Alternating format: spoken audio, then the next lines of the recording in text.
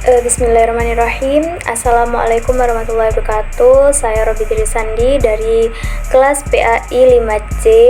Di sini saya akan menjelaskan mengenai organisasi dalam mata kuliah Administrasi dan Supervisi Pendidikan yang diampu oleh Bapak dosen Fikri Fariin MPDI. Baik, langsung saja di sini saya akan menjelaskan mengenai yang pertama, yaitu pengertian dari organisasi. Apa itu organisasi?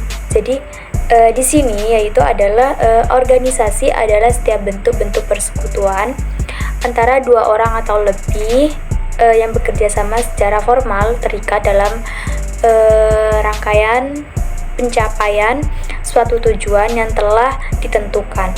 Jadi dalam ikatan mana terdekat seorang atau beberapa orang yang disebut atasan dan seorang kelompok orang yang disebut bawahan.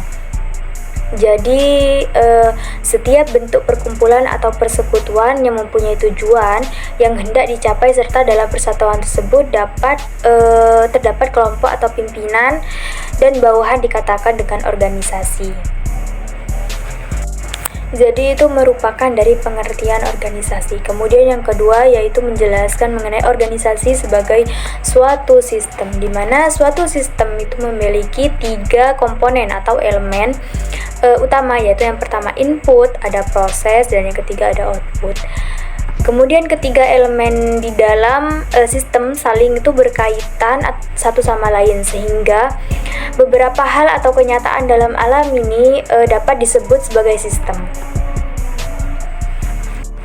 Kemudian yang ketiga yaitu ada fondasi organisasi, di mana di sini banyak istilah yang dipergunakan untuk fondasi organisasi. Misalnya ada para ahli yang mempergunakan asas-asas organisasi seperti prinsip-prinsip organisasi atau landasan-landasan organisasi.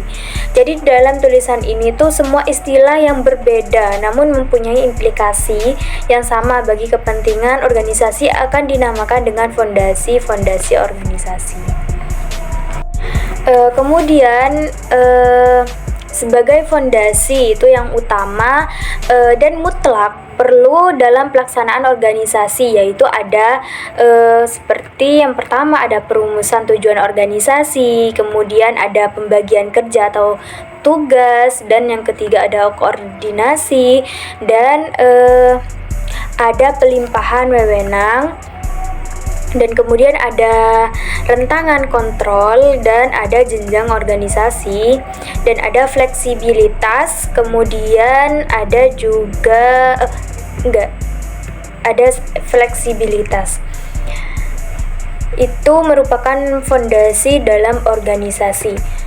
Kemudian ada juga di sini saya akan menjelaskan mengenai proses pengorganisasian, di mana pengorganisasian merupakan proses yang menyusun organisasi formal dengan melakukan aktivitas merancang struktur, menganalisis pekerjaan, kemudian ada menganalisis kualifikasi pekerjaan, pengelompokan, dan pembagian pekerjaan, yaitu mengkoordinasikan pekerjaan serta membantu pelaksanaan pekerjaan.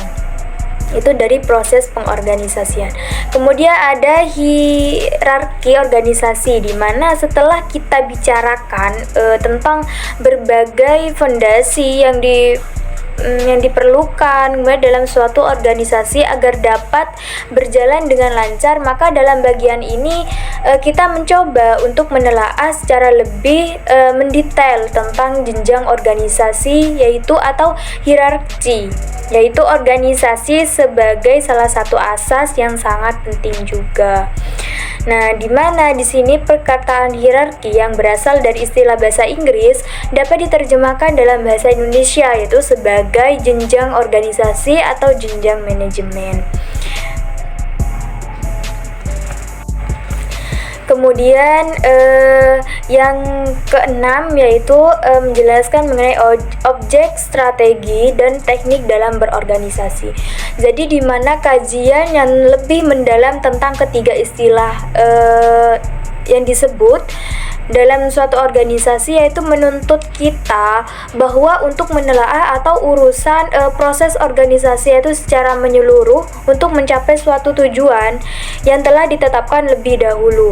Dikatakan menyeluruh apabila karena ketiganya merupakan suatu proses yang saling berkaitan antara satu dengan yang lainnya secara bersama-sama dalam kegiatan organisasi itu sendiri. Dengan pengertian lain bahwa objek, strategi, dan taktik dalam berorganisasi merupakan suatu mata rantai yang terjalin secara terpadu dalam suatu organisasi yang dinamis.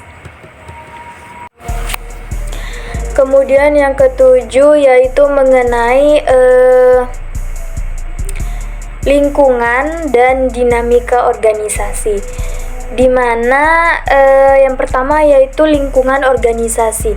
Jadi lingkungan organisasi itu dibagi menjadi dua bagian, yaitu satu lingkungan luar yang pada umumnya menggambarkan kekuatan yang berada di luar organisasi, misalnya kondisi pasar, yaitu ada kondisi ekonomi juga dan lain-lain.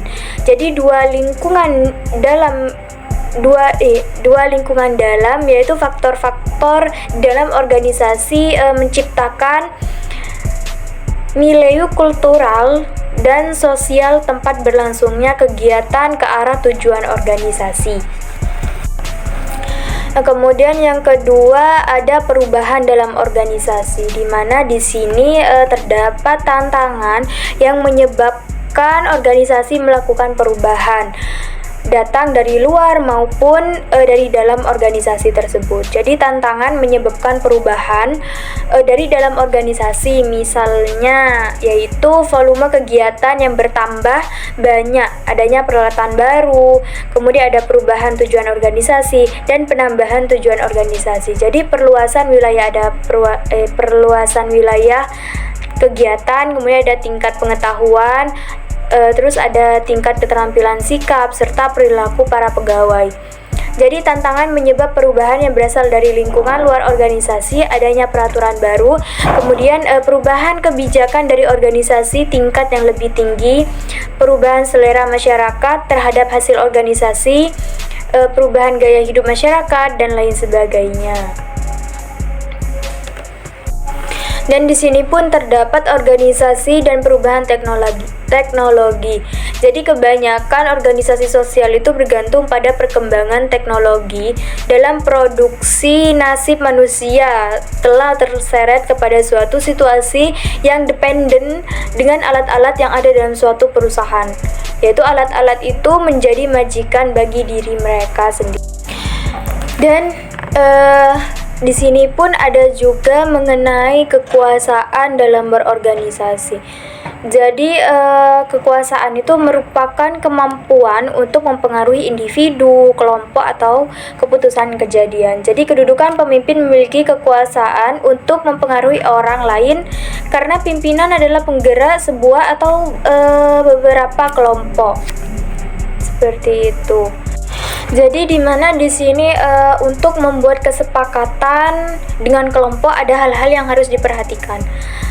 Yang salah satu contohnya yaitu memperlihatkan secara jelas dan logis posisi kita akan membantu orang dalam memahami cara pandang kita. Kemudian yang kedua ada mendengarkan setiap reaksi orang lain dan jangan berpura-pura tidak tahu. Kemudian melibatkan semua dalam diskusi dan temukan alternatif-alternatif tentang cara pandangan kita. Kemudian jangan merubah pikiran hanya untuk merendam konflik, tapi tentukan atau temukan yang terbaik dan dalam posisi yang logis. Dan ada juga yang perlu harus diperhatikan yaitu ada usahakan jangan dulu melakukan pemungutan suara atau melempar koin atau menyerah untuk memecahkan perbedaan. Cobalah dengan argumen-argumen yang benar. Kemudian yang terakhir yaitu jangan terlalu terpaku dengan pemilihan situasi, yaitu win-loss. Mungkin hanya itu yang bisa saya jelaskan mengenai organisasi dalam mata kuliah administrasi dan supervisi pendidikan. Mohon maaf apabila ada tutur kata yang salah, mohon maaf sebesar-besarnya. Akhirul kalam. Assalamualaikum warahmatullahi wabarakatuh.